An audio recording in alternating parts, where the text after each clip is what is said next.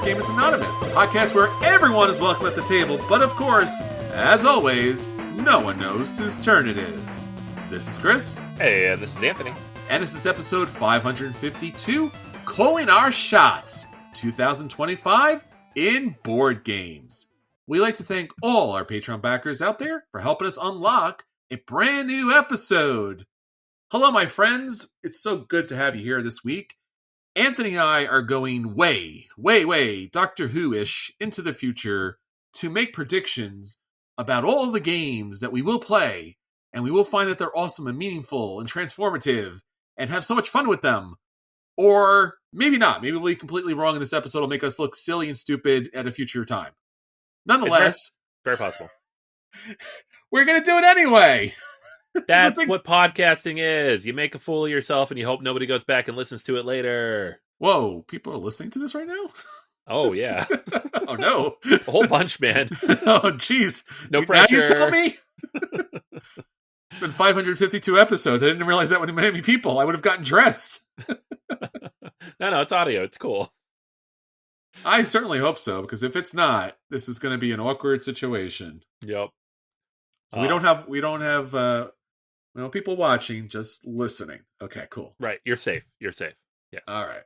Yeah. But no, it'll be fun, man. We're going to talk about stuff. So the thought is, what we're going to do today is we're going to talk about games that have come out this year. Mm-hmm.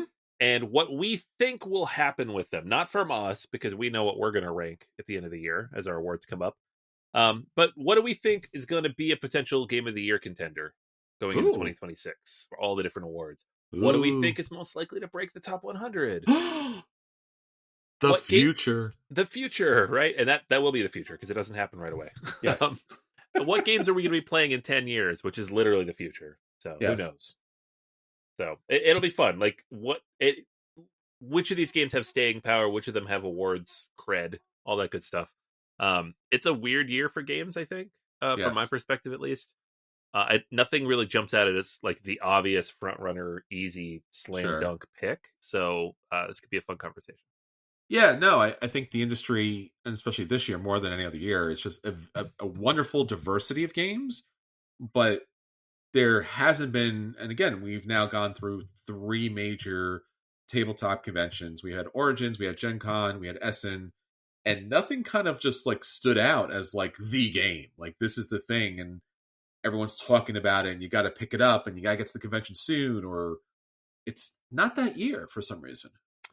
No. Like, last year was really tough. Like, I looked at like, oh, what are the big games this year? And I'm like, oh gosh, there's SETI, there's Lord of the Rings Duel for Middle Earth. Yeah. There's, just all this Andromeda's Edge, Unconscious Mind, Bomb Busters. There was so many things last year. Sure. And maybe that's unique to us as an outlet. Like, so many games for us. So you might be listening to this, be like, I have a ton of games I love this year. And it's not that it's been a bad year. It's just like, there's no big shot, no big game. So, but like, what could become that big game? What has legs? What's going to grow? That's what we're going to talk about. Yeah. And obviously we'll go to PAX, and PAX is the last big convention of the year across the planet. And so if there's any build-up, any final explosion and outreach and tremendous upheaval in the universe and time and space, it will happen very soon. But at this point, we have not seen that. But maybe we can predict it, Anthony. That's the goal. There you go. We have a strong history of predicting things. We do. Check it. You do. Strangely enough, yes. Yeah. The handful of times I've done predictions on the podcast, they've just been like way off. So yeah, we'll have an excellent episode for you. So that's going to be a lot of fun. So stick with us. Before we get into the regular stuff of the episode, we've been talking about a lot of things that we're looking forward to doing in the future, because this is a very future-geared episode. And one of the things that we've learned from doing the podcast for 12 plus years, 550 some odd episodes, plus a bunch of other podcasts and videos and streams and Twitches and just endless numbers of things, plus all the academic stuff we've done along the way, is that for many of us out there, if not everyone out there, there is like this amazing deep desire to get tabletop games, not just at your table for the entertainment value of it all, but to use tabletop games in a lot of other areas, which you feel like would, of course, entertain, but be able to do a lot more. So for so many of us, we play games and maybe we've come away and we learned something about the world, right? Like you play any number of games with a map and you're like, oh, cool, I've learned all those map places, or I've learned this new history, or I learned this thing about science, or maybe I learned something about myself, or maybe I connected with other people in a meaningful way.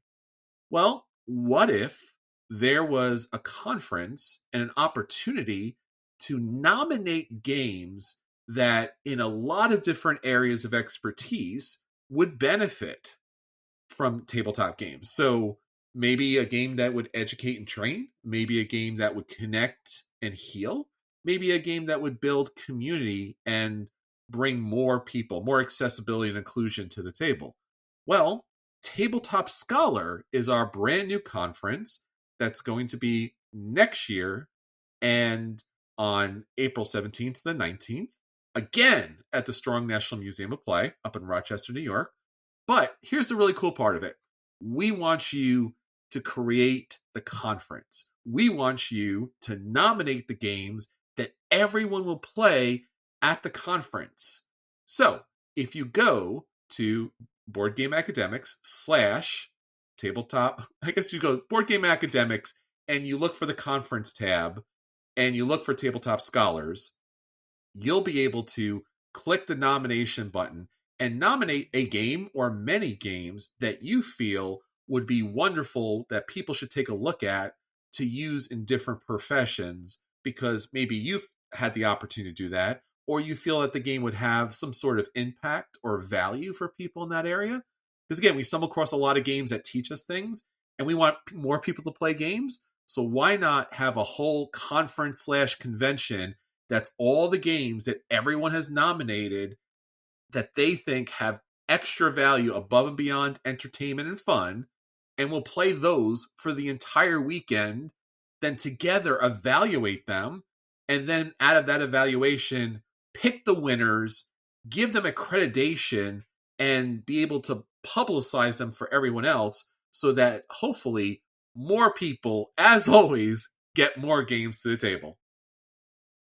Yeah, it's awesome. Yeah, we're really excited for it. It's kind of building on what we've done over the last few years, but also kind of bringing in just a whole new perspective and idea around just what games can do, how we do it with them, and giving the opportunity to kind of democratize this process a little bit too, of just, it's not purely coming from an editorial perspective, but you all are going to nominate the games and then you all are going to decide what games fit into which categories and how they fit there. And it's just going to be a lot of fun. So yeah, boardgameacademics.com. There's links in the show notes for the main page, for the registration page, for the nomination page. And we strongly encourage you to both nominate games that you feel like fit the categories. You can look at the form there and see kind of what the categories are and what we're looking for. But also to register as a member of Board Game Academics. Full registration for the conference and invitations will go out a little bit later, but right now you can become a member, you can apply to attend and just become a part of this community and join us on Discord and start having these conversations. So yeah, it's a lot of fun. We're really excited about it and look forward to communicating with all of you about your thoughts and how we can make this all work. Yeah, so if you're a gamer or designer or a publisher, you all can nominate games. Even if you don't attend the conference itself, which you should, because it's 3 days of playing tabletop games for the sake of, getting them out more places. But you can all nominate games, and you can nominate multiple games. It's a very simple, easy process. And then, as Anthony said, you can become part of Board Game Academics and then be selected as a tabletop scholar. And that allows you to come to the conference and play those games over multiple days at the National Museum of Play. So there's just like endless amounts of play. We're not dealing with formal academic presentations. This is games at the table, you and other people in your profession playing them. So a really great opportunity to get professional development under the auspices of I'm playing board games and tabletop games and role-play games. The best auspices of all. That's right.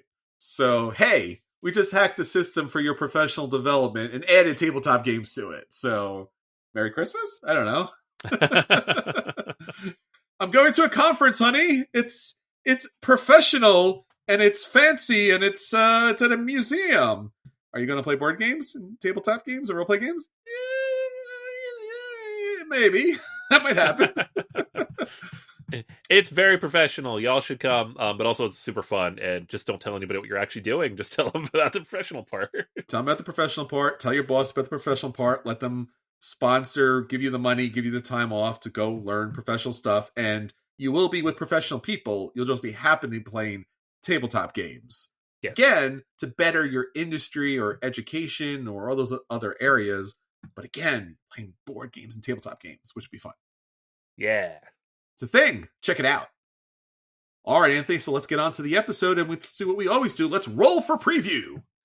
Rolling for preview here. We have a small one, but an important one, because this was a game that was in our top 10 last year. Yes. And is on both of our top 100 lists. We have a tiny little expansion that's adding a bunch of new cool stuff to Lord of the Rings Duel for Middle-earth. The Allies pack. Yes. Yeah. It is a pack of cards, $10. And it's expansions that were $10. I remember those days.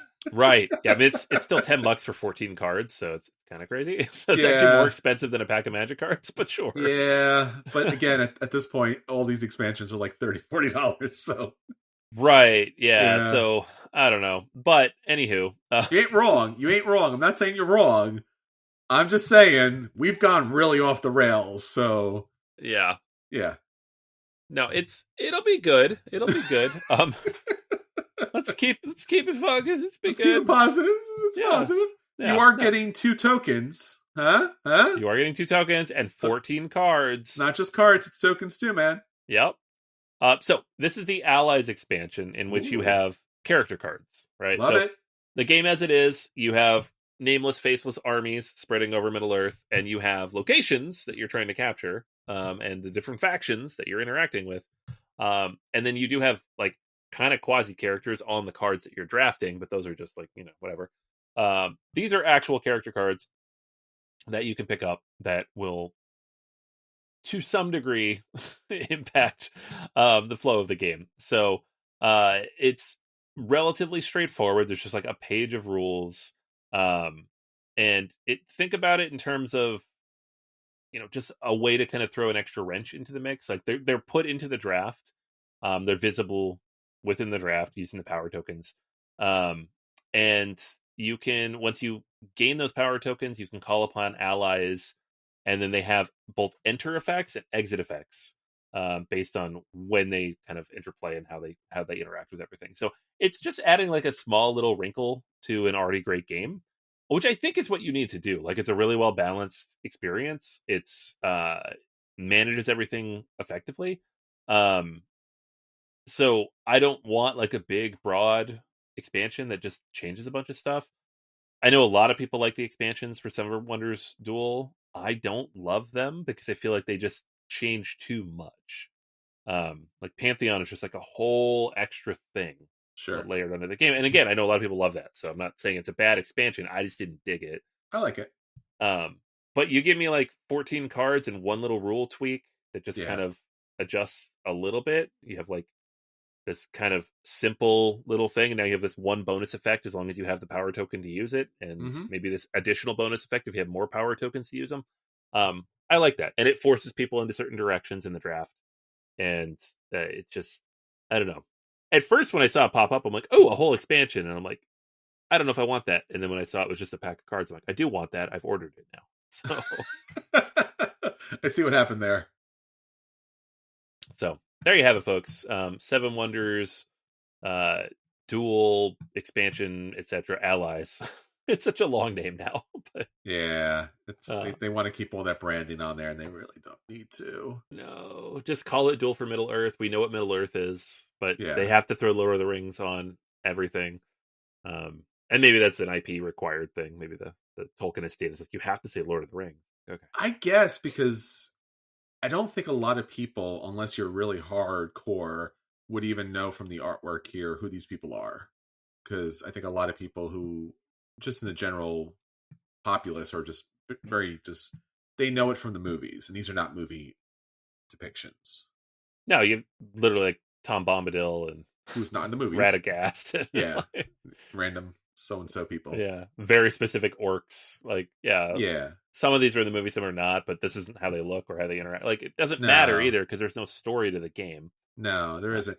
And again, it's another one of those like let's add little asymmetry into a game, and typically adding a single power just does enough. It's just enough of a tweak, right? And they had these packs with the original Seven Wonders, like this kind of expansion. Yeah, like the leaders. The leaders in the cities had these individual kind of little packet expansion kind of doodads. But it's good to see that the game is expanding, which is great. Yeah. And it's also good because if you see like this particular strategy, like they could keep doing this. You can have additional packs with either more ally cards or other types of things. I love that idea because the core game is very strong. I think for both of us, it kind of supplanted Seven Wonders Duel. Yes. So layering in additional pieces that are interesting from a gameplay perspective, but also bring in other stuff from the IP, I think is a perfect way to do it. Yes. And more artwork is great too, because the original game doesn't have as much artwork as I would like, because the cards get repetitive within the actual draft. It's true. So it's good stuff. It's good stuff. I'm looking forward to it. It's coming in like 3 days, and then I will play it, and I will tell you how I feel. Good. We'll play it at PAX too. Yeah, it's happening. Nice. All right, Anthony, that leads us to our roll for review. More Lord of the Rings. Stop this guy, please. Yeah. Actually, The Hobbit this time. So Tolkien, more Tolkien. Tolkien related. Tolkien adjacent. Tolkien, well, yeah, direct. Tolkien direct. So Lord of the Rings adjacent. Lord of the Rings adjacent, yes. Lord of the Rings prequel. Yes. So we have The Hobbit, There and Back Again, which we talked about, a few months ago when they announced it. Yeah. This is a roll and write, like, drafting drawing game. It's like the perfect storm of things Chris has no interest in. Yeah, this is literally like the Hobbit movies. It's like it looks good on the surface, and then when you watch it or play it, it's like, oh no, man. Yeah, not good. So what we have here, we have a dice rolling game in which players will draft dice from a central pool and use those dice to draw paths on their individual player mats. The game is broken into 8 chapters. Designed by Reiner Knizia, by the way. I should throw that in there. I think that's important. I've heard of him. Yes. And the thing about Knizia is he makes a lot of games. I think every year we get a good dozen or more from him. Yeah. So there's always, like, you have like the high tier Knizias. Yes. And then you have the kind of throwaway, I guess I made this thing while I was drinking coffee one day. Yeah, he throws a lot of math at the wall, and some of it sticks and some of it doesn't. Right, and anybody will pay him for that math at this point. Yeah. So just keep that in mind. So you have 8 chapters here that kind of go through The Hobbit, right? So, the first one is the dwarves getting to Bilbo's house, and then you have kind of leaving and getting out and getting past the trolls. You have going into the mountain and dealing with the Goblin King, dealing with Gollum and his riddles. So, like, each chapter is unique and has like its own mechanics. So there's like core mechanics to the game, which is like 3 pages, and you can read them very quickly. But then each section has 2 or so pages of unique rules, and then it all comes in this little booklet that has like a score page and then a map page. It's actually really nice from a production perspective. There's a lot packed in here, and when I got the box, I was really surprised because it's heavy. Like, you pick up the box and it's like, this is a heavy box and it's pretty good size. Like, I thought it was going to come in like a small little roll and write box, but it's actually like significant. It's like the size of an RPG book, and weighs a little bit more than that. Yeah. And then I was like, how much did I pay for this? And I went back and looked. I'm like, no, I paid like $30. This is a solid deal. There's not a ton in there. It's just, it's chunky because you have those 4 full size, like, dry erase booklets. Sure. The game itself, the core idea is, again, you're drafting dice, and each die is going to have one of 3 things on it. It's going to have a path that you could draw, so like a number of paths in a certain direction or turns or whatever. It's going to have bread, or it's going to have swords. And then there's also like wizard hats. Um, every chapter has different things you do with the swords and the bread. They all do something because they're on the dice. And then the wizard hats are often just like these wild things that you build up and you mark off, and then you can use them to purchase additional paths and stuff. But sometimes they do other stuff.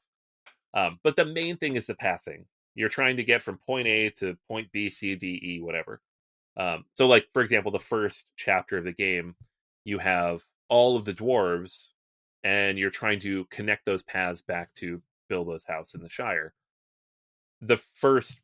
It's not even like the first person to do it. Everybody keeps going until you connect everything back. And there's also Thorin in the corner, which is bonus points, and there's Gandalf in the corner, which is bonus points if you connect them. And there's a bunch of rules around like how things connect and whatever. But the main thing is you're trying to get all these things to connect in the most efficient way possible. As the game goes on, because that's very simple, right? You're just drawing paths. As the game goes on, it gets a little more complex, right? So the Gollum chapter, which I think is chapter 4, has you filling in polyomino shapes on the grid based on the die roll that you did. So like if you roll a 5, for example, you can pick the 5 shape or anything below that, and then you mark it off. But the thing about that is each of those numbers for those shapes has a column, and once you fill that column, like I've used the 5 shape 3 times, you're going to get points for that. So you want to diversify the shapes you're using, while also following all the rules for where those go. It does start to get interesting, right? Which is maybe damning with faint praise, because the first like 2 or 3 chapters I found deeply boring. They just weren't doing very much, and you just kind of keep going around and rolling and rolling and rolling. And at a certain point, you're like, "Are we done yet?" Like, okay, no, we haven't hit the end game condition yet. Like, okay, it's not even a race. It's not whoever completes it first, because then you're going to get your points. Yes, it's just the process to get there takes so long. And I know that because I've played the solo version of the game, and in the solo game, I have never completed any chapter. Oh, jeez. Because they all have a certain number of rounds in which you have to do this stuff, and I've never gotten to the end, because you just don't have enough action. So you're taking in a multiplayer game to get to the end, and 12, 15 different rounds. It's just a lot. It just takes a long time, and it's not even that long of a game, unless somebody sits and thinks too long. It's just monotonous. You're just doing the same thing over and over again. Once you get to like the later chapters, though, like you get like again Gollum's riddles. Super interesting. Like all the riddles are on the map. You're trying to surround them with all these different shapes. You're trying to connect through. The ring is there. You surround that. You can get the ring. It's bonus points. Gollum's in the way everywhere. So it gets a really creative way to like approach it and kind of break it up. I like the artwork. It's nice to look at. Each new chapter, you open it up, you're like, oh wow, that's a cool like picture of all the dwarves. Smaug looks really interesting, like sinister but goofy, which is perfect. And those later chapters with Smaug and with the battle are really, really interesting from a mechanical perspective. But it just takes a good hour and a half, 2 hours of getting through those first handful of chapters, which are just kind of meh. And I don't know why games do this. I mean, I do know why they do this. It's scaffolding, right?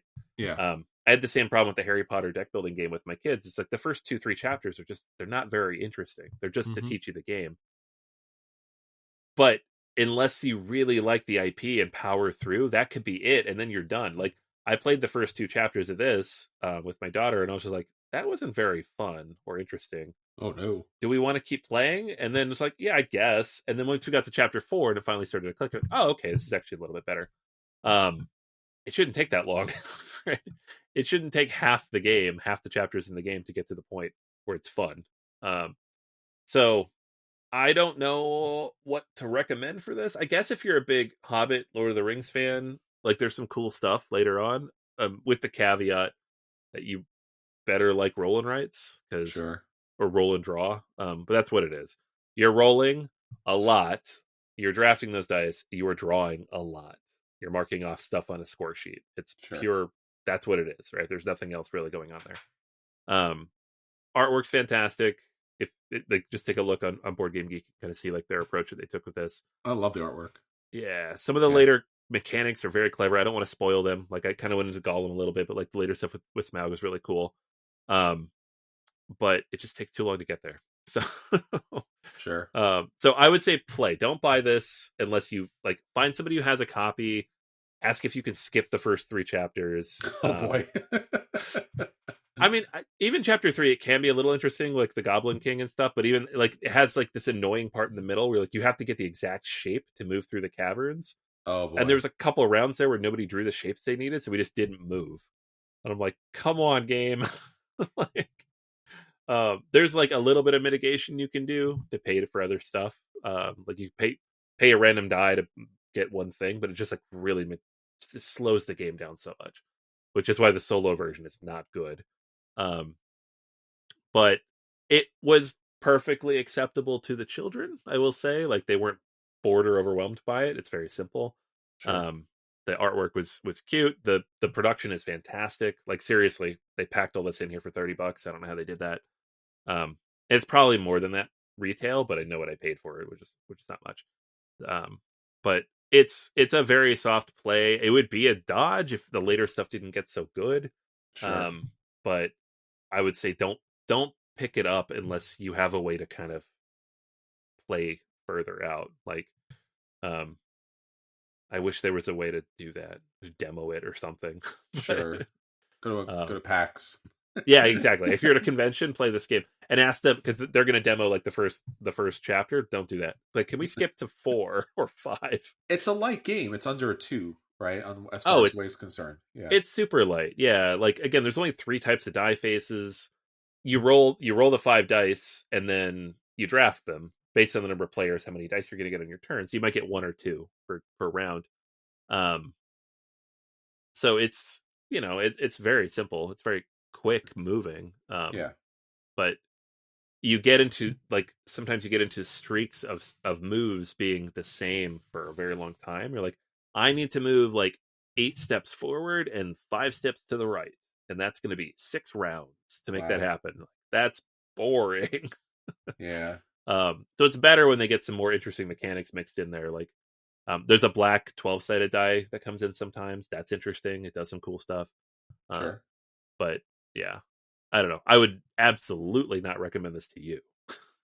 Well, I'm sadly glad, I guess, on that, because the artwork is so endearing that I might have just tried it out.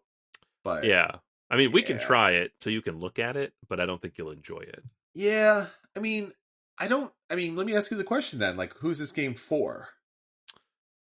I mean, it's a family game for sure. Yeah, okay. Right. Which I appreciate, because this is a family IP, despite what Peter Jackson tried to do to it. Mm-hmm. Like The Hobbit is a family. Yeah, The Hobbit especially. Yeah. Yeah, The Hobbit is a family book. It's for children. Tolkien said that repeatedly. This is a book for children. And and they read it like in middle school, high school. They read it, and so like being able to play this with them as they've experienced it, and they're like, oh yeah, this thing, I remember the trolls, and then they turn to stone. And that's a cool way, like to make the mechanics kind of match that. That's great. I think like if you're reading The Hobbit with your kids, if you're like just a big fan of the IP, if you like light, simple roll and writes, I think this could fit for a lot of people. I think if you're in the bucket of I play a lot of Lord of the Rings games, this is not like at the tier of other stuff they've released recently. Like the Lord of the Rings, the Fellowship of the Ring trick taking game, much better than this. Like from the first game of that, and that's the thing. It's kind of similar. It scaffolds up, but from the first chapter of that game, it's good, right? The core mechanic is good, and they build on it. The core mechanic here is just kind of boring, and then they find ways to make it interesting, which is a very different approach. So, it's Kinetia, it's basic math stuff.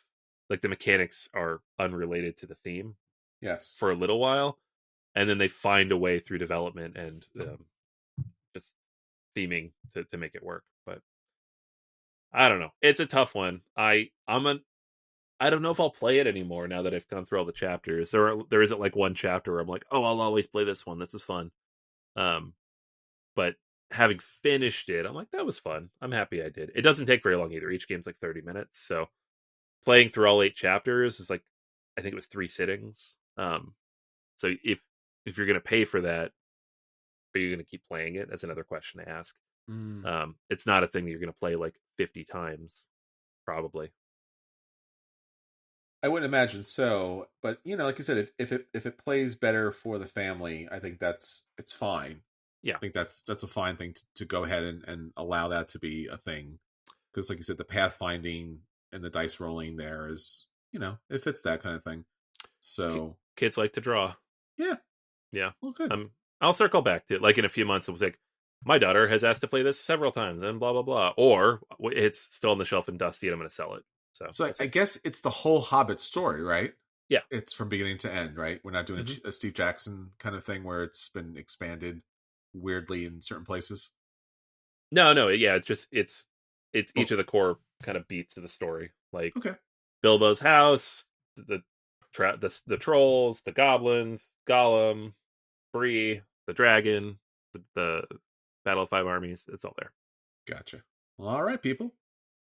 Well, that leads to our feature review. So our feature review this week, BGA is calling the shots. 2025 in board games. Anthony, we got some interesting categories here. Let's tell the audience about them, my friend. Right. So we thought, hey, PAX is coming up soon. Yeah. It's the last wave of new stuff that we get access to here in North America through the end of the year. And then we have to start thinking about the best games of the year. Because unlike other places, we actually do the end of the year at the end of the year. Right. Yeah, we do actually do the wrap up in late December, early January. A lot of awards, they're it's in July. And I'm like, I get that. You need time to play everything, but also no one's thinking about 2025 in July 2026. They are not. No. And they're like, what game is that? What are you talking about? Oh, it came out in January of last year. Come on, people. So anywho, we figured, hey, let's take a look at the games that have come out this year, or will be coming out in the next month or two, and talk about what we think will be top contenders for Game of the Year. Not our Game of the Year. Again, we'll hold that back for now. But in general, within the industry, what types of games are going to surface and be talked about the most when we get into award season, which kind of starts late January, early February, again through July, with Dice Tower being kind of last. Sure. And it's been like I said, it's been an interesting year. I don't think there's a single game that just jumps out and it's this is the best game of the year.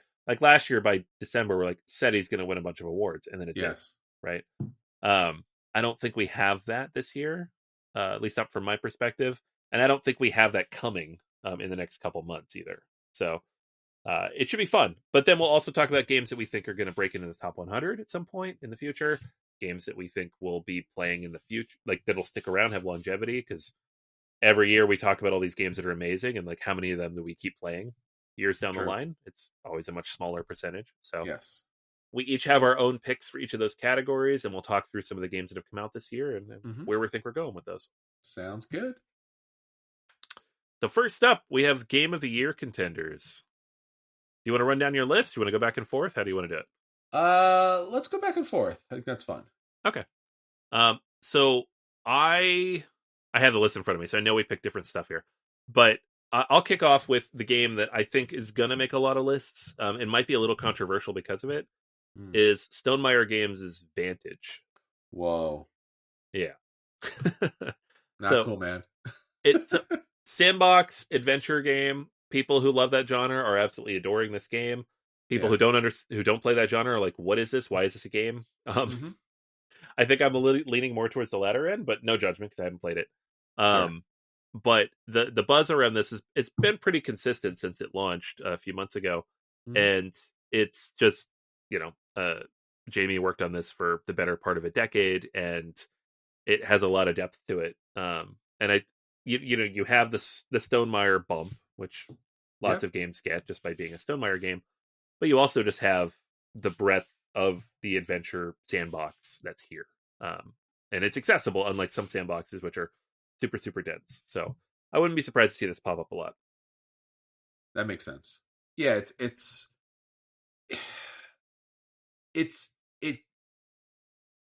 I don't know. There was a lot of anticipation for that game.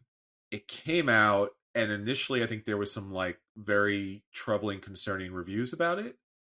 Because I think again, I think it's strictly meant to be a solo game and to have that kind of exploration kind of experience to it. And then surprisingly, people loved it. Like you said, the people who loved it, and the people who hated it just could not conceive of it in any other way. Right. So, and I think again, I think it's sat. I think at this point, so it'll be interesting to see how it finds its place. And I think a lot of games, especially when they are so, unique and singular in their, vision, how they kind of fall into that.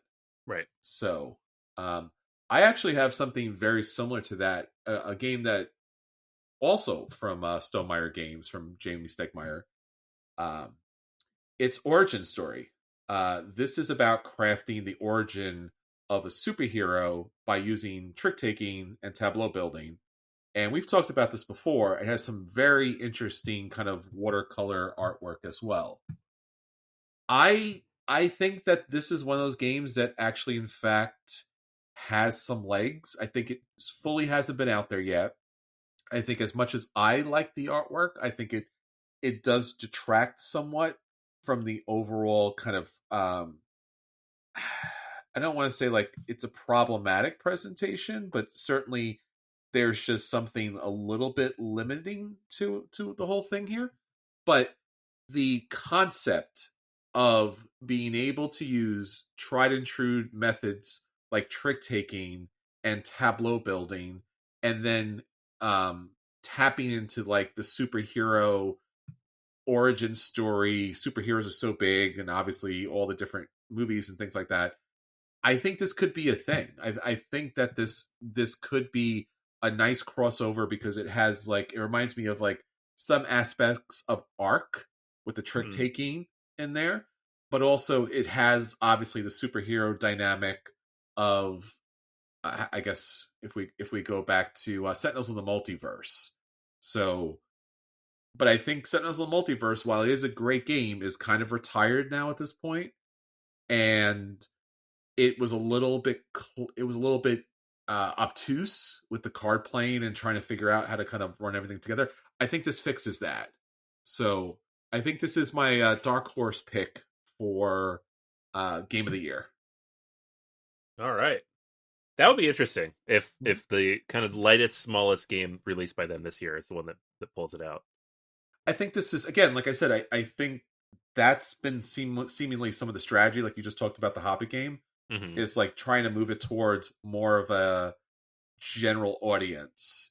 And again, tableau building, trick taking, and superheroes, I think works very well. And I think the artwork, which again I like, but again I think it's a little odd for people. I think it hasn't popped yet because of that alone. And I don't want to fault the artist, because I think it works well, but I think it will grow on people over time. Right. Cool. I love it. Great pick. Thanks. All right.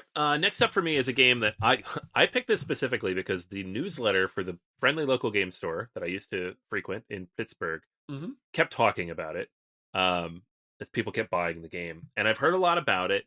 And it's one of those like just like underground indie-ish party type games that seems like it has legs. Hot Streak. This is the game where you're betting on mascots in a mascot race. So if you've ever been to a sporting event, a live sporting event, often between quarters, between innings, whatever, you'll have mascots dressed up, whatever, who are racing each other to some degree. There's often like one who always loses, and it's staged to some degree, but it's it's fun, right? Yeah.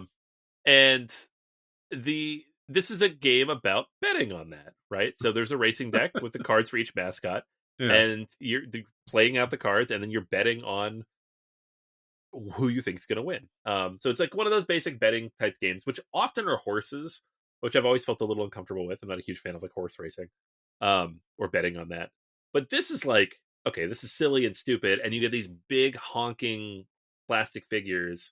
And mechanically, it flows very smoothly. It's very simple. It's very direct. And it leans into the party game aspect and less of like the betting and kind of the min-maxing on that end of it. and people are digging it. It feels like the kind of game that will sneak in there from the party side. I don't want to say it's like, a Spiel nominee type of game, but it kind of is, right? It's the kind of game that just kind of slides in the back and it's just like, I'm simple and weird and different, and everybody likes me. What do y'all think? So it's the highest rated party game of the year. And to me, that's a clear signal that might be interesting. And if my kids were younger, I would 1000% pick this up. I think at this point they would think it's silly. Sure. But just, it looks, you have like a hot dog racing a fish, racing a bear, right? It's great.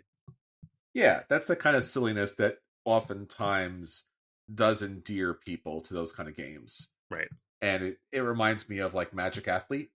Yeah. Which is another one of those silly games that like has been out of print, but it's just, again, so endearing to people that they're just like, I want to do a thing that does a thing. Mm-hmm. So, and I think we talked about this a long time ago. We had an episode about this, which I don't know if everyone listened to, but it was how like children's games are really the best gateway games for non-gamers. Yeah. And this has that kind of element to it where it's just fun. Yeah. All right. Well, Anthony, on that same note, I'm going to talk about a game that I think definitely has a really good shot for contention for the game of the year. This is Toy Battle. And I haven't played Toy Battle physically in person, but I've played it a lot on Board Game Arena. Yeah. And basically this comes down to, it's a 2-player game, opposite ends of the battlefield. And you are doing primarily just 2 things. You're either drawing troops blindly, and each of these troops has a number, and typically they have a special ability. And if I remember correctly, I think it's 0 to 7 or 1 to 7. Mm-hmm. And there's, I think 0 can knock out the 7. So there's that kind of round robin kind of technique to it where, the lowest can take out the highest. And basically what you're doing is you're trying to score points, or you're trying to take over the other person's command center. And each of the maps with this game are different. So they have different pathways. And basically you're playing down characters. And if you're able to build a pathway connecting all of your characters into the enemy's base, you've won the game. That's the primary kind of like knock out the opponent. If that doesn't happen, what you're able to do is score victory points, or medals in this case, by having your soldiers in certain areas that line up and cover a complete area that scores that particular medal. So you don't have to take out the other player. You could just position your units to kind of capture all the medals. So it's a lot of back and forth. Like I play a character, you play a character, maybe you're pulling some more characters. And then the different characters do a lot of different things, like knock out other characters, or place an additional character, or knock out a supply of a character. It's fast, it's fun, it's a 2-player game. Nothing really crazy about it as far as that's concerned. But I think it's that light, fun toy battle kind of thing where it reminds me of... I'm trying to think of the game now. I'm blanking on it. I've played so much. Oh, Challengers. Yeah. That Challenger game where it's just like you're just drafting a little bit. That's mainly the main part of the game is drafting, and then just play the cards out. Here, the drafting's kind of obvious, but playing the characters out on the board is a little more of the strategic, tactical kind of gameplay. So I think this has a good shot, because I think people like a game that's easily accessible, especially a 2-player game. And again, like I said, you could play to knock out the other player, or you can kind of build up a little system, score points. Yeah, another great pick. This was one that I was going to put on my list, and I saw you had on yours. I'm like, okay, great, we'll split them up. But because that's the first one I thought of. I'm like, that's probably a Spiel nominee, right? That's kind of in that ballpark. Yeah, I definitely could see that 100%. All right, next one up for me is I'm going to go a little heavier and a little more serious in tone. Yeah. Although it is a joyful game, it's not serious. It's just a serious subject. Molly House. Oh, yeah. So this is a game about creating joy in a queer community in 1720s London, and designed by Joe Kelly with development and design support by Cole Worley, published by Whirligig Games. It's actually up on Kickstarter right now in the reprint. So Super Deluxe Edition. Yeah, fancy pants. Mm-hmm. So this one's all about playing as the gender-defying Mollies of 18th century London. And the game really digs into those elements, right? It was a finalist in the 2021 Zenobia Awards, and the reason why I feel like it could be a fit for Game of the Year is not necessarily like the theming, although I think the theming is it. I I appreciate games that have something to say, right? Yes. I also appreciate games that have nothing to say and are just fun to play. That's fine, but Hmm. games that have something to say, like obviously, sit with us really well because that's a lot of what we do. And this game, it unabashedly does that in an interesting and engaging way that fits not only the theme of the time, but the way in which people, the Mollies had to live their lives to be able to find that joy and not be persecuted, right? Like the game mechanisms kind of mirror that, and I find that fascinating. Like it gives me similar vibes to a lot of the other whirligig games that like find a way to approach an interesting topic or historical topic or even a challenging topic in an interesting way through gameplay, where it's not just like an exercise, right? It's not just a serious game, which we often put in quotes because sometimes those games aren't as fun, they're more educational. Sometimes they're fun, but this one is, it's engaging and fun first, and then it finds ways to kind of explore that topic secondarily. I've seen a lot of interesting discussions that come out of the game, and I've also seen just a lot of fun from the game. And I think that combination could make it a conversation piece. I don't think it's going to be nominated for, the Kennerspiel or anything, but I could see this landing on a lot of lists. Just people appreciating a game doing something new and unique and different. Yeah, no, I 100% agree here too. And I think one of the other things about this game, because it does seem a little bit super high, crunchy, dynamic, like I don't know how to play this, I don't know how to kind of enter in game with this, but the gameplay itself is very manageable and very approachable because you're playing cards. Yeah, it is. It's not complicated. It's, No. you think of Cole Whirly, you think of like a Root, or you think of like an Arcs. It's not like that, Or you John know, Company. or John Company. This Yeah, looks like very John Company-ish. it does. It does. um, but it's like rules wise, the rule book is fairly short. It's fairly straightforward, So yeah, Molly House. I I am excited to have. I have it. I backed the first Kickstarter, but I'm just also excited to have that conversation further with people in the future. Excellent.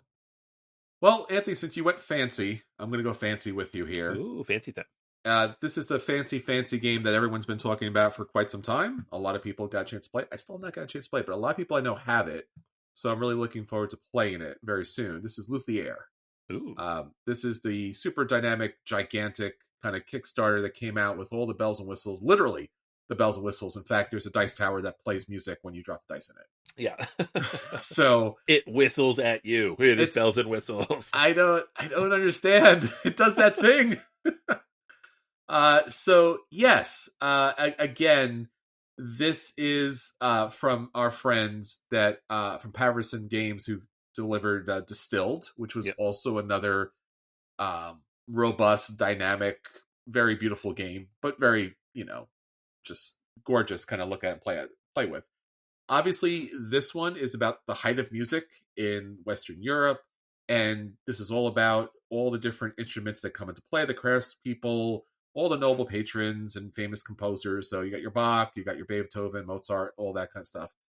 And really, again, when it comes down to here, it's a worker placement game. There's some hidden bidding that comes into play, and then really you're managing resources to craft all these different musical instruments in their workshop. And there's some historical elements that come into play, but you got your tableau building, you got your actions and your bonuses, and you are trying to unlock all the special abilities of your musicians throughout. It's gorgeous. It's a gorgeous, beautiful game. Seemingly, at least, I have not played it yet, but looks like it's worth every dollar. And I could see a game of this production level, of this historic kind of value. And again, that's a worker placement game, more or less. I think this game has a very solid shot for Game of the Year. Yeah, I could definitely see that. Yeah, it's one of those games like it's high on my list to track down somebody who backed it, or just the booth in general. Check out Paverson Games when we're at PAX in a couple weeks, because I would like to play this. It's very pretty. It is very pretty. Yes. It's one of those games where I look at it, I'm like, I kind of hope I don't like it because I don't want to buy Oh, I this. know. I do that all the time. Yeah, like I'm gonna play this and be like, I hope it's like a 7.5 or lower in my like. I could like it, but I don't want to love it because I can't afford it. So Yeah, I know. The Kickstarter was very painful to look at because it's such a beautiful, unique idea too, and it's got a nice crunch to it as well. yeah. So, but again, it was audacious in its presentation. Yeah. So, yeah, I hope it's just fine. But I think certainly it still has Game of the Year shot to it as well. Yeah, it's probably good. Damn it! Darn, I don't have that kind of money. All right, one last one here, just kind of an honorable mention to wrap up this category. Move on to the next one. Iridia, the paths we dare tread. I'm throwing this out there because it was in the BGG hotness for the first 7 months of the year. I know this because we had our draft, and every time we did an update on the draft, there it was, Iridia. So, this was a big, sprawling, open world campaign based game, which you might think, like, aren't there a million of those? Yes, but this one in particular seems to have resonated with a lot of people. Just like the pick up and put down elements to it, the kind of almost Euroization of the adventure genre itself, the chapter based play. So I could see a lot of people, especially in that end of the hobby, who play a lot of these kind of green legacy type of games, really digging into this and putting this on their lists. Gotcha. All right, well, here's my safe pick for Game of the Year. Based on Arc Nova, this is Sanctuary. And this is a slimmed down version of Arc Nova that is, I guess, more accessible. There's less tiles, there's less cards, the board is smaller, and basically it looks a little bit like, or reminds me a little bit of like what Scythe did with Expeditions, where it's just like giant tiles on a board. Yeah. Because, this is simpler, giant tiles on a board. And this is what this game does as well, which is giant text tiles on a board. But again, based on how you place the tiles on the board and how you manage all of the different animals and resources, things like that, this could be your path to victory. So this is a very safe pick because, again, Arc Nova is so beloved. The only concern or question is, does Sanctuary ever get out of the gate because Arc Nova has such a big shadow and also just recently did its 3D printing kind of system out there? But I think over time, I think Sanctuary will land in a solid place here because I think a lot of people do love that system. I know for me, like, I like Arc Nova, but it feels cumbersome to play. Yeah. Like, I'm just like, and yes, oh cool, and just like, and oh yeah, and more ands. Like, again, great game, but just like, So Sanctuary might be a better version. Again, still have not played it, but it's my safe pick. I think this is going to end up in a lot of people's and Game of the Year kind of picks. Yeah, no, I could totally see that. And it'll be one of those like sneaky, like, oh, I'm being kind of indie here. I'm a hipster. I like this different version of Arc Nova. Like, it's just Arc Nova, guys. Oh no! Here comes Anthony, the character, the guy who hates Arc Nova. Again, it's on my shelf. It's right here. I promise. There you go. All right. So those are our big Game of the Year contender picks. Yes. We have two more categories, which we're going to go through a little more quickly because we talked about a lot of these games already. But most likely to break the top 100. So every year, some number of games make it in the top 100, but not usually that year. This year, there are no games that have come out so far that are in the top 100. The highest ranked game of so far is Galactic Cruise, which I think is like 260 something. Yeah. So which ones do we think are going to make it through? Sure. I'll kick us off with Galactic Cruise because it's the highest ranked right now. It has a very high ranking just in general. So it's really just a matter of having enough plays from people to get it up over the line. It's got an 8.42 average rating, but only 4,000 actual rankings. So as the game is more like more people have access to it, I could see it pumping up there. Vital Lacerda games often make it up there, and those don't have a ton of plays either. They're very, very niche. So I could see this one making it there over time. Gotcha. All right. I'm taking a look at one of the games you already mentioned, Anthony, here. So this is Star Trek Captain's Chair. obviously, this is a great game for one person, or you could play with two as well. And I think that it's been a little while since we had a solo game kind of crack the top 100. And since it's a refined version of an already good system, the Imperium kind of universe realm, and since this game is also getting a lot of more expansions, and this is a game from WizKids, I think it has the tendency to crack. Now, it's at 1,485, so Yeah. it's gonna take a minute to Yeah. get there. I'm just saying, like, there's a lot of Star Trek fans out there who do not know that this game exists yet. WizKids needs to work with me so that we can let more people know. But there's a new Star Trek show coming out, the Academy series, and I think that coupled with some other things that are happening currently, I think this could certainly get up there higher. I do think that this is, again, just like a lot of other solo games that are a little bit on the heavy side. I think it takes a little more time. So, but Yeah. I have faith. I think this will crack eventually. Yeah, this one's tough. It's also on my list.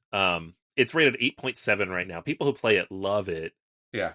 But no Star Trek game is in the top 100, and no Star Trek game has been in the top 100 in a long time. I could talk about that for a whole hour, why that is. I know. We could have a whole episode on that.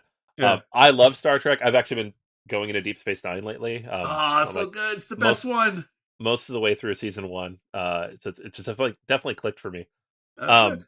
But it's never had the audience, right? It's people love Star Trek, but not that many people watch Star Trek, and less people play the games. So I hope it makes the top 100. It's a brilliant game, and it's the better version of that system because it's more streamlined, but it's so niche. I will say two things, though. One, I'll just throw this one word out here. Dune. Yeah. Okay? That's a good call. Second, this has, again, if the game can continue to grow a little bit, even a little bit, the endless number of expansions are really going to hit a lot of different generations. I'm very excited about the expansions. Yeah.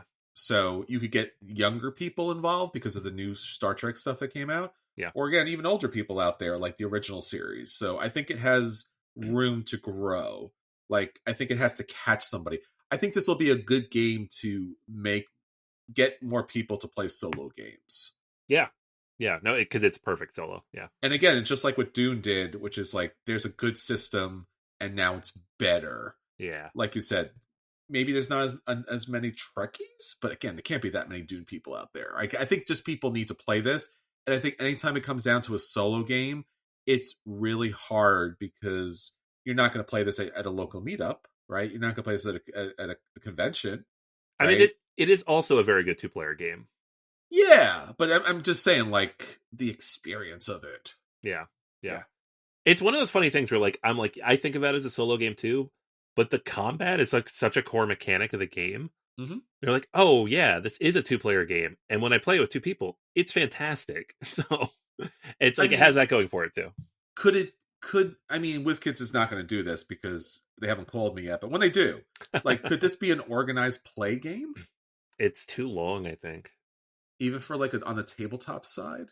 Yeah, I don't know, man. Like a 2-player game of this takes 2 to 3 hours, so there's so much AP. Yeah. But okay. I mean, if they could find a way to streamline it, or if they have like a lighter version, you could have a couple captains that are simpler to play. I mean, there's some ideas there.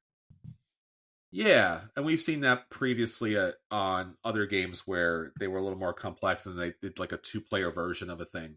Yeah. So a lot of those mage games with the CCG kind of elements to it. Sure, yeah. And they're like, here's just some pre-selected, like it's already done for you. Like, just play these people. Yeah. I would love that. I would go do that. Yeah. WizKids, do it. I'll go do it. I'll play. They're gonna call any day now. Come on. Wait. You got my number. All right. So that was my second pick, which you recovered, which is great. Yes. My third pick then is Sanctuary, which is also my third pick. Oh, there you go. See, we're killing it. Yes. So Sanctuary, all the things you already said, right? This is Arc Nova, which is number 3 on Board Game Geek. Yeah. And it is a streamlined, more direct version of that formula. And by all accounts, it seems to be a good implementation of it, which is, I kind of think, the major thing, because sometimes you re-implement these games and you're like, it's worse now. Like, okay, well, it's not going to do well. Yes. So I would not be surprised especially if this one hits, just people start buying it, right? Like, and that's a lot of what the rankings are, is how many people play the games. Those niche games that have few plays, we need really high rankings to break the top Yes. 100. Mm-hmm. So it's all about volume. So if all those Ark Nova fans go out by Sanctuary, I could see it breaking the top 100. Yeah, and I think 100%. I agree. And I guess here, my final one here, Anthony, Luthier. Oh, nice. Not big surprise here, because I do think it'll probably be the game of the year for a lot of lists and a lot of people out there. And I think it has a production value. We could talk about the price, because the price is an issue, but I think the price, obviously, those things kind of fade over time. Right.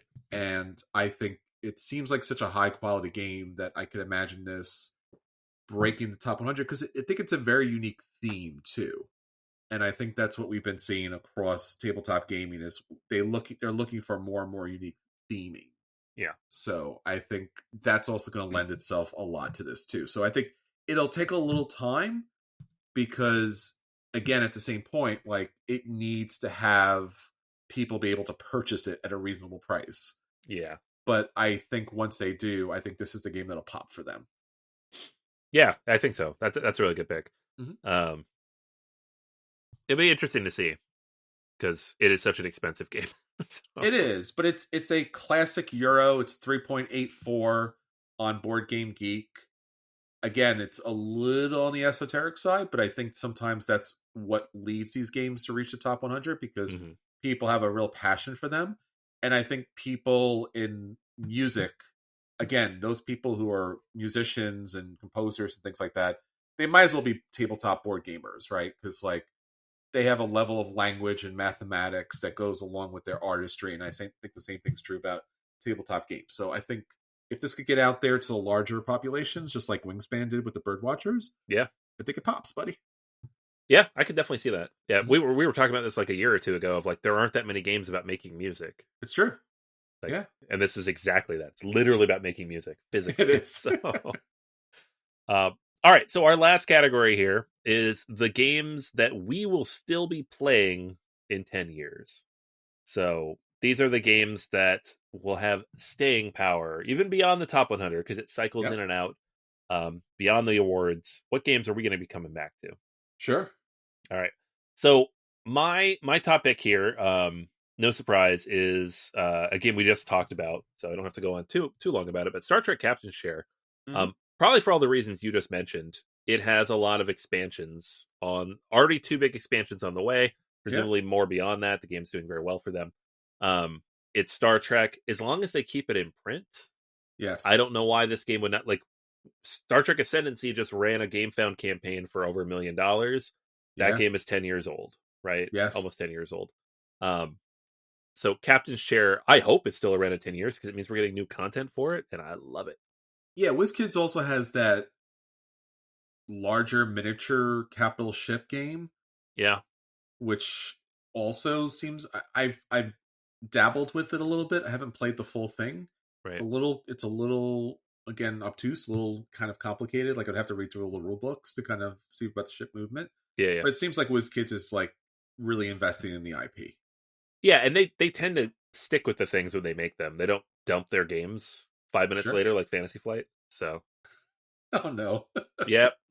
Just little subtweet on Fantasy Flight there, because stop doing it. Stop killing the games I like. So Star Trek Captain's Chair is also in my game that we'll be playing for the next 10 years. I certainly see that happening, just because I think I've been dying to play a CCG, honestly, but LCGs, where you can kind of play multiple different factions, and obviously Captain's here, I think it just drives that kind of wanting to have new experiences, and the captains do play differently. So differently. It's fun. That's such a great concept, and if they can lean into that, I think this has legs. Yeah. That's why I think it'll break into the top 100. It'll take time, but I think eventually it will land there. Yeah, I would love that, because if it breaks the top 100, we get more content, and then we're definitely playing it in 10 years. 100%.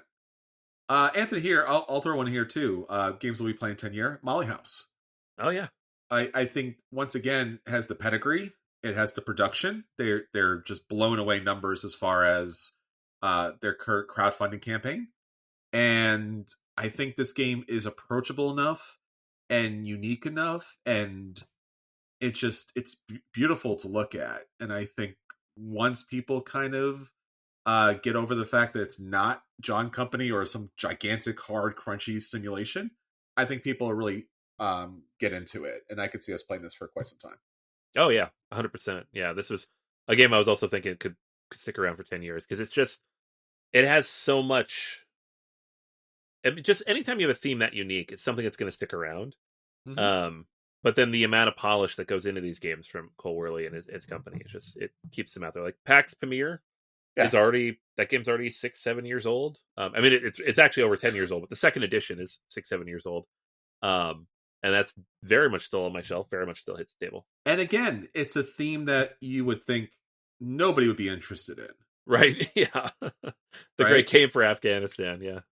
And again, it's one of the biggest games that's been out there, and the presentation and the company and the designer and everything just made it work. Yep.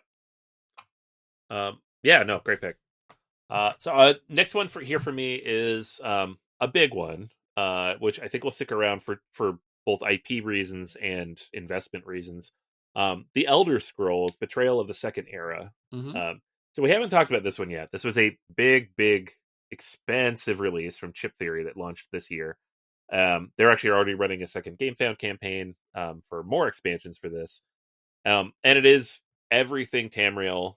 So for all the Elder Scrolls heads out there, it is a big sprawling implementation of the Too Many Bones structure into that world, with all the production quality you'd expect from a Chip Theory game.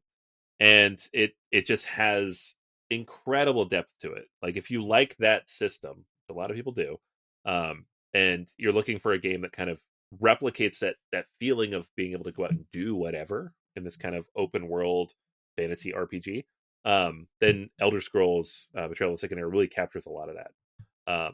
So a game that big with an IP so well known, and with probably an Elder Scrolls 6 coming out sometime in the next 10 years. Sure. Who knows? It's been almost 10 years since the last one came out, but the time and the flow there, I think this game will definitely still be hitting tables a decade from now, and probably with a lot of new content, because that's just what Chip Theory does. Very nice. Yeah. And for no other reason, you can't possibly destroy this game because it's a Chip Theory game. Right. Yeah. Like... yeah. You'd have to actively go out of your way to kick it out of your house because it is made of Teflon. So 100%. Jeez. All right. My last one here is a game from a company that has always been tried and true, doing dynamic things, different things, high quality things, beautiful things. This is Emberheart from Mind Clash Games. And this is about rescuing and training dragons, gaining heroes, allies, and fighting against all of the dragon poachers out there. So basically, how to train your dragon, but it's made from Mind Clash, so it's crunchy.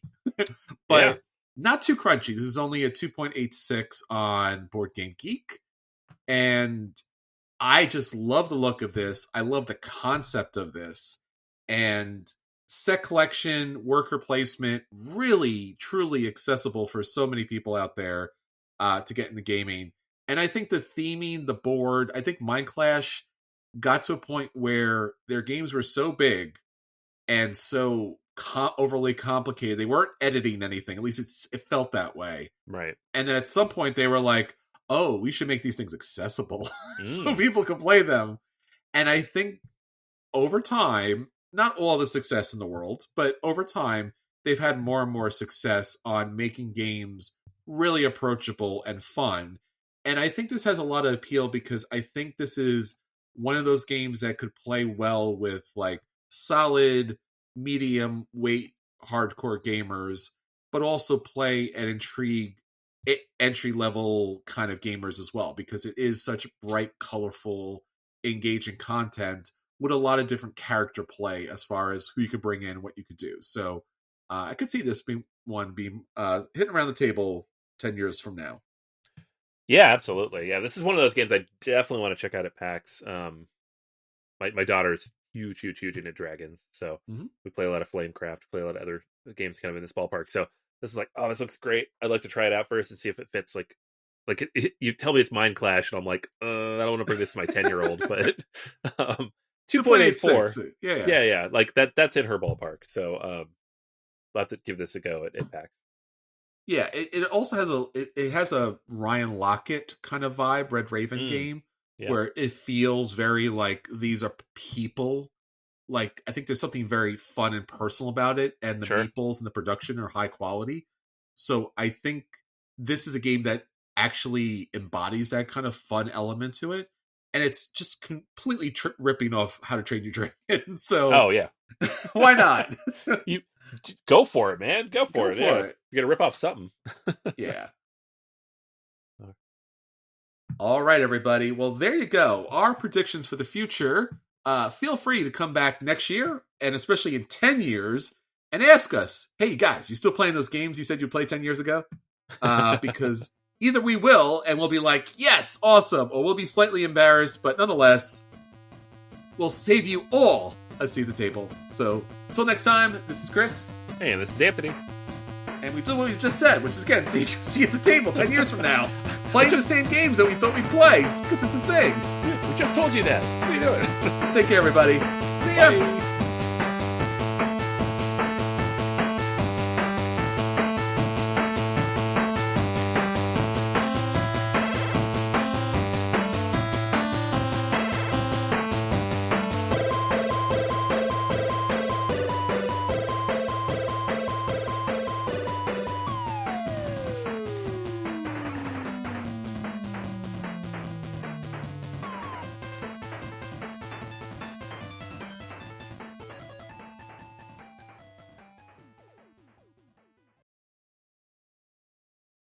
Hey there, Hugh from Podderation here, and if you like today's show, why not have a listen to the All Things Nintendo podcast? Hosted by Brian Shea, former director and Game Informer and lifelong games journalist, the show explores the ins and outs of gaming's oldest company and one of its biggest, featuring interviews, featuring reviews, featuring everything you want to know about the world of Nintendo.